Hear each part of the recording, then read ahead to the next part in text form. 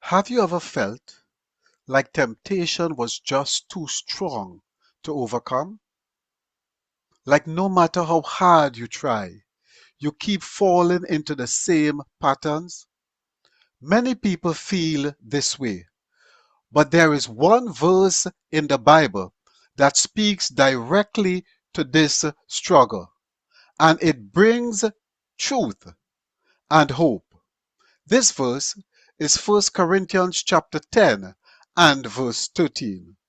In this video, we are going to break down this verse in a simple way and understand what it really means for your life. 1 Corinthians chapter 10 and verse 13 says, "There hath no temptation taken you but such as is common to man. But God is faithful, who will not suffer you to be tempted above that you are able, but will with the temptation also make a way of escape, that you may be able to bear it." This verse, my friends, is powerful, but many people misunderstand it. Some people read it quickly and miss the depth of what it is actually saying. So let's walk through this verse step by step. The first part of this verse says, "There hath no temptation taken you but such as is common to man." What does that mean? It means this: you are not alone in your struggles. The temptations you are facing is not unique.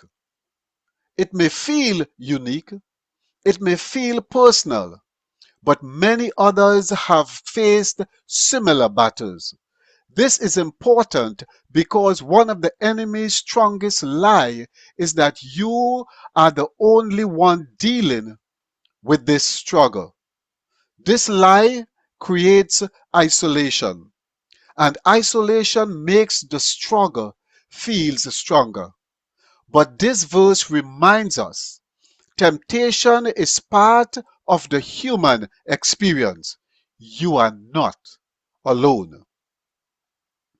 The next part says, "But God is faithful." This is one of the most powerful phrases in the verse. It shifts the focus from your struggles to God's character. God is faithful. That means He is consistent. He is reliable. He does not abandon you in your struggles. Even when you feel weak, even when you feel like giving up, God remains faithful. Your situation may change, your emotions may change, but God's faithfulness does not change.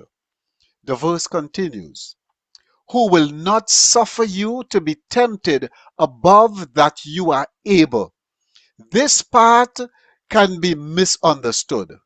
It does not mean temptation will feel easy. It does not mean it won't feel intense. What it means is this: you are never placed in a situation where failure is your only option. There is always, there is always a possibility to choose differently. Even when temptation feels strong, it is not uncontrollable. There is still a moment, a small window where a different decision can be made. That moment is where growth begins. There is one, or this is one of the most important part of the verse. It says, "But will with the temptation also make a way of escape." This is a solemn promise. Every time temptation appears, there is also a way out. But here's something important: the escape may not always look obvious. It might be just walking away from the situation, turning off the device, changing your environment, reaching out to someone for support, redirecting your attention. The way of escape is often simple, but it requires a decision.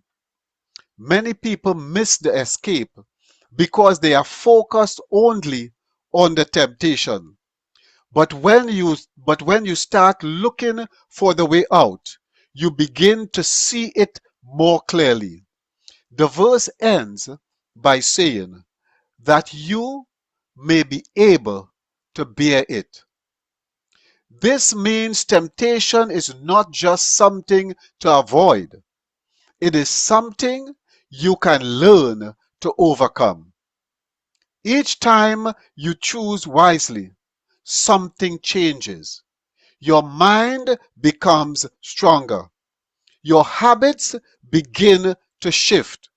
Your confidence grows. Over time, what once felt overwhelming becomes more manageable. This one verse gives us a complete framework for understanding temptation. You are not alone. God is faithful. You are not powerless. There is always a way out, and you can grow stronger every time.